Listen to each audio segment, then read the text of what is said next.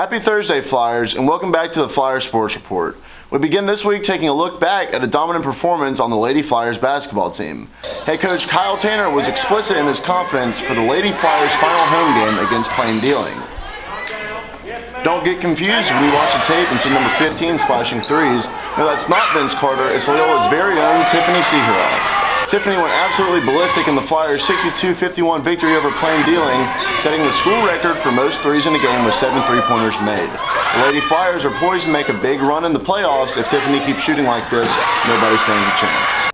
On Wednesday, the Lady Flyers soccer team took on Pearl River in their second round of the playoffs. They got a first-round bye, which means they didn't have a game and had lots of time to prepare for their first game of the tournament.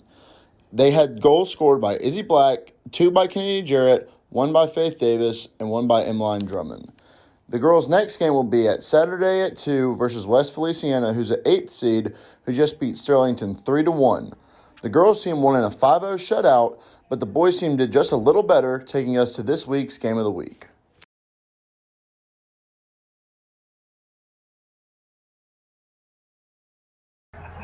I'm at Mesmer, where the boys soccer team just opened up their playoff push with a 6-0 victory against Haynes Academy. Haynes Academy never really stood a chance, as August Drummond scored the first 3 goals of the game in the first 20 minutes of the game, followed by Leighton Muscagni with the 4th goal and Zachary Tuttle with the 5th goal, equaling a 5-0 score at half in favor of the Flyers.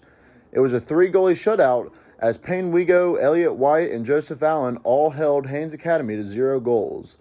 Probably should have been a mercy rule, but Coach Woodham decided to get the underclassmen some postseason playing time instead.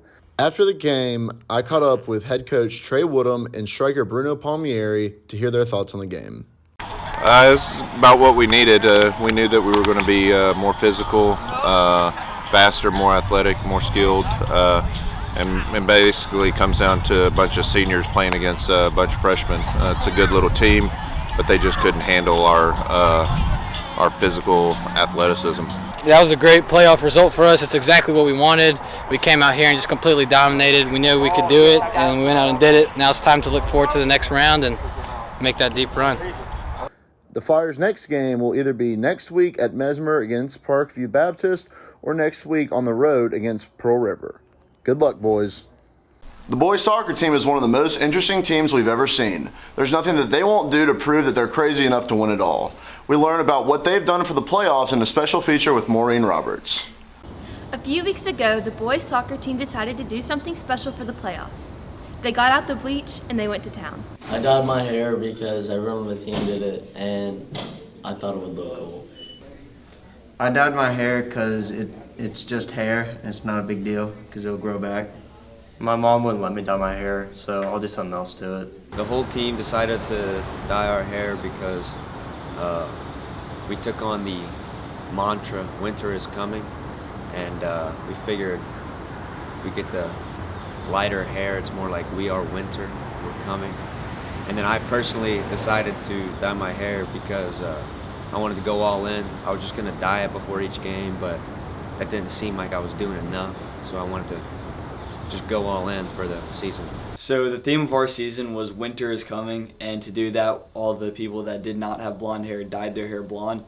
We were originally going to go white, but we couldn't find white dye, so we just decided to bleach it, and it's going to go with our white jerseys through the rest of the playoffs. If my parents wouldn't let me, I already had to dye my hair 2 years ago for baseball, and it wasn't that good of a look, so I just decided to stick with the brown hair.